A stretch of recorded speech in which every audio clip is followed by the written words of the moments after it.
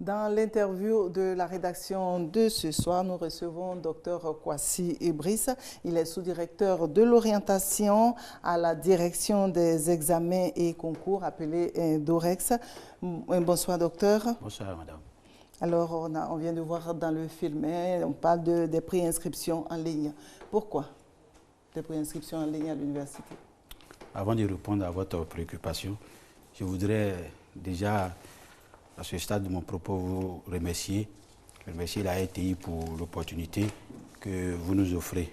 Donc, au nom du ministre de l'Enseignement supérieur, au nom de la directrice générale de l'Enseignement supérieur et au nom de M. Doulaye Coulibaly, le directeur de la DORES, j'aimerais remercier la RTI pour l'occasion que vous nous offrez. C'est nous aussi qui vous remercions d'avoir accepté quand même l'occasion que vous nous offrez de lever un coin de voile sur nos activités. Pourquoi des préinscriptions en ligne? Qu'est-ce que nous avons constaté par le passé? Nous avons constaté des rangs interminables. Nous avons constaté des personnes qui, pour faire une préinscription, devaient se déplacer de Korogo à Abidjan, d'Abobo au plateau. Donc ce sont autant d'éléments que nous avons voulu régler en procédant à ces préinscriptions en ligne. Nous parlons beaucoup des TIC. Nous sommes Il faut se mettre dans la au danse. niveau de l'enseignement supérieur bien placés pour vraiment faire marcher ces TIC-là. Donc, nous sommes un champ d'expérimentation véritablement pour les nouvelles technologies de l'information et de la communication. Et depuis l'année dernière, on peut dire que ça se passe bien? Ça se passe très bien depuis l'année dernière. Donc, après... toutes ces opérations sont organisées entièrement en ligne. Donc, après les préinscriptions, on imagine que vont suivre aussi les inscriptions. C'est pour quand et puis comment est-ce que ça se déroule? Ou bien c'est la même phase? Les préinscriptions ont lieu du mercredi 17 juillet au jeudi 22 août 2013. Vous remarquez que nous donnons un mois, plus d'un mois à nos différents bacheliers, qu'il faut féliciter déjà au passage. Nous leur donnons un mois pour mener à bien ces opérations-là. Nous pensons qu'en un mois, il est possible d'avoir l'information que ces activités se déroulent, qu'en un mois, il est possible de se décider et de trouver le temps pour faire la prescription en ligne. Maintenant, il y a l'inscription. On parle de pré. Maintenant, l'inscription en elle-même. Lorsque vous êtes retenu dans une structure de l'enseignement supérieur, je prends le cas des universités, vous procédez par la suite à vos inscriptions dans les dites structures. Notre activité concerne un recensement de toute la population de bacheliers souhaitant accéder à l'enseignement supérieur. Et ce que nous avons à faire par la suite, c'est les préinscrire, comme je l'ai dit, et les mettre à la disposition de ces structures. Et ces structures, c'est l'université Félix Houphouët-Boigny, c'est l'université Jean-Laurignon Guédé, c'est l'université Pédoforo Gon-Coulibaly de Korogo, c'est l'université Nangui Abrogwa, c'est l'université Alassane Ouattara de Bouaké, c'est l'INPHB, c'est-à-dire l'Institut national pédotechnique Félix Houphouët-Boigny. Ce sont les grandes écoles privées dans leur ensemble, au nombre de plus de 172. Là, en parlant, vous avez félicité les bacheliers, plus de 33% d'admis. Ce taux vous satisfait-il? Exactement 33,58%. Oui. Oui, ce taux n'est pas satisfaisant. Quand nous sommes parents d'élèves, on aurait souhaité avoir un taux plus intéressant, un taux plus élevé. Mais en même temps, quand ce taux est comparé à celui de l'année dernière, on se rend compte qu'il y a une amélioration qu'il faut souhaiter et puis saluer au passage. Des pistes de solutions pour qu'on atteigne, pourquoi pas un jour, 80-90% de taux de réussite? Le ministère de l'Enseignement supérieur que nous représentons aujourd'hui n'a pas toutes les solutions. Je pense que les solutions sont en train d'être imaginées au niveau du ministère de l'Éducation nationale et de l'enseignement technique. Et nous pensons, quand nous nous référons aux années passées, que le taux est continuellement en hausse. Donc déjà, on aimerait féliciter le ministère qui a mené à bien ces opérations pour que nous ayons ces résultats dans un délai très court, contrairement aux années passées. L'espoir est permis en tout cas. Donc là, vous avez cité de nombreuses universités qui s'offrent aux nouveaux bacheliers. Mais est-ce qu'aujourd'hui, je dirais en 2013, on peut dire que quand j'ai le bac, je dois forcément penser à l'université? Je l'ai expliqué un peu, madame. Nos activités concernent l'ensemble des structures sous la tutelle de notre ministère, du ministère de l'Enseignement supérieur et de la Recherche scientifique. Donc il n'y a pas que les universités publiques, il y a également les grandes écoles privées. Il y a la formation professionnelle. Mais il y a de nombreux étudiants qui veulent forcément aller à l'université, en fait. Oui, je suis parfaitement d'accord avec vous que ce n'est pas la seule voie qu'on devrait emprunter. Mais nous avons constaté, en tout cas les statistiques que nous avons pu obtenir avec la phase numéro 1 des préinscriptions montrent qu'il y a un engouement certain pour les universités publiques, pour la formation universitaire en tout cas. Mais je suis parfaitement d'accord avec vous qu'on devrait penser à une formation professionnelle en même temps qu'on pense à la formation universitaire.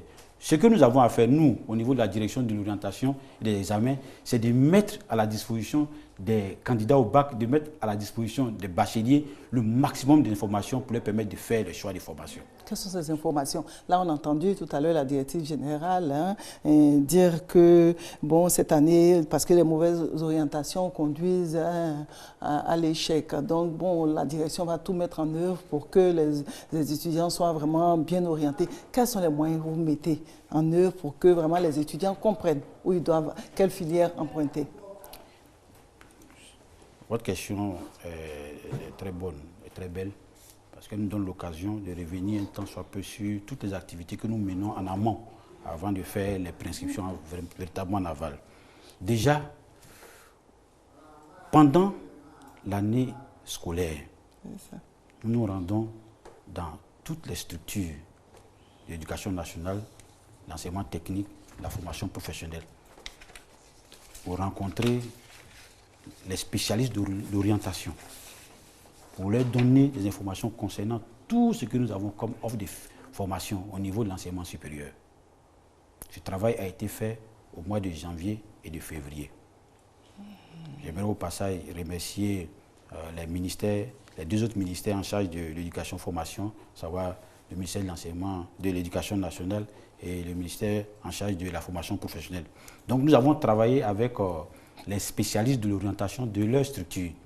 Voilà comment nous avons pu donner le maximum d'informations concernant tout ce que nous avons comme offre de formation au niveau de l'enseignement supérieur. Quand nous avons fini cela, il y a un guide qui a été élaboré. Ce guide reprend également toutes les filières de formation disponibles au niveau de l'enseignement supérieur. Il y a le site de l'adresse. Et ce guide est remis à qui? Il est remis aux spécialistes qui doivent répercuter l'information auprès des élèves. Il y a ce guide que nous distribuons gratuitement qui permet à tous ces élèves en classe de terminale de savoir ce que nous avons comme offre de formation. Et ce guide est structuré de la manière suivante. Vous avez le profil de formation que nous recherchons à travers toutes les filières que nous leur proposons. Vous avez le contenu de la formation, les filières, les matières que vous avez à l'intérieur de cette formation et puis, in fine, les débouchés. Ça leur permet de savoir ce qu'on attend d'eux, les spécificités de ces filières et puis, in fine, les débouchés de ces filières. Voilà comment nous avons pu travailler pour leur donner le maximum d'informations concernant ces filières-là. Et quand nous avons fini ce deuxième travail, vous avez remarqué qu'il y a eu la phase numéro 1 des préinscriptions en ligne. Au mois de mai. Au mois de mai.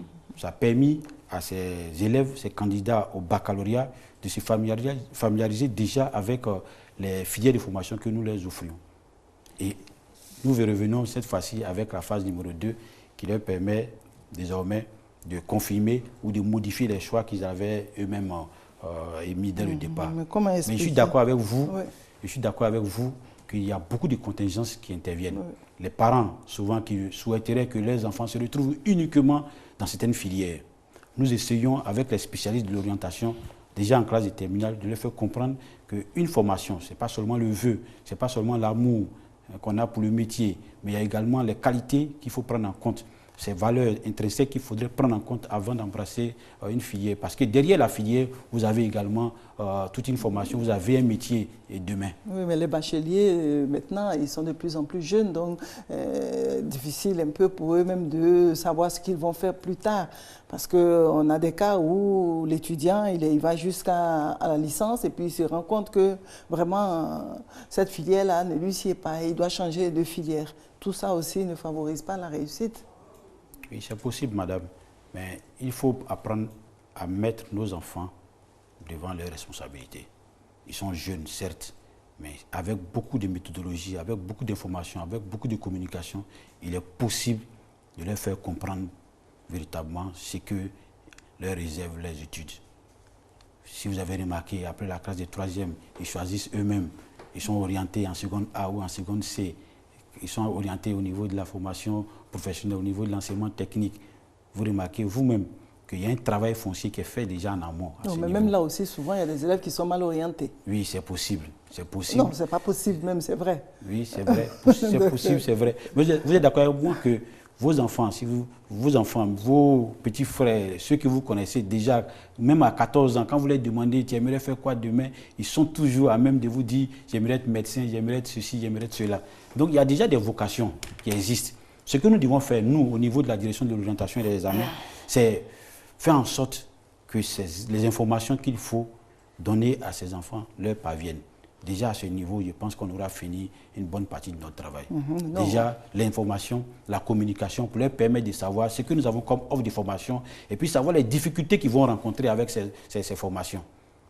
Il va falloir aller un peu plus loin parce que c'est bien, hein, tous ces conseils que vous donnez aux étudiants et tout. Maintenant, après avoir emprunté cette filière, on a fini peut-être après 3 ou 4 ans de formation et maintenant le marché du travail, les portes sont fermées.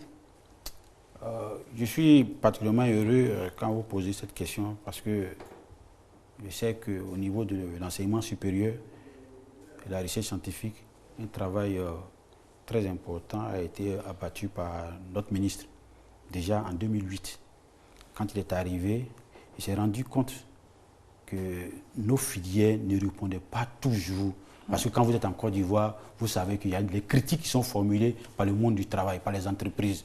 Donc, ayant compris cela, un partenariat a été noué avec le secteur privé pour identifier les bassins d'emploi, pour identifier les difficultés d'insertion de nos diplômés.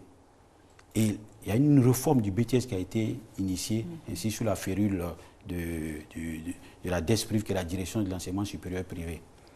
Donc, de 53 filières que nous avions au BTS, nous sommes retrouvés avec 27 filières de formation, 27 filières d'affectation. Et ces filières sont toutes porteuses. Mais je suis d'accord avec vous que la formation ne résout pas totalement le problème du chômage que nous avons en Côte d'Ivoire. Mais il y a aussi d'autres contingences qu'il faut mettre dans la balance pour comprendre pourquoi les jeunes sont au chômage, les jeunes diplômés. Parce que vous savez que depuis 2000, notre pays a connu ce que vous savez. Donc il y a ces facteurs qui viennent également rendre le tableau. Docteur, ça sera un autre débat. En tout cas, merci d'être venu nous éclairer. On espère que les étudiants et même les parents sont nombreux à nous suivre actuellement et que bon, chacun saura faire le bon choix pour son enfant. Et sur ce, chers téléspectateurs, nous vous souhaitons une bonne suite de programme sur RTI2. Au revoir et à bientôt.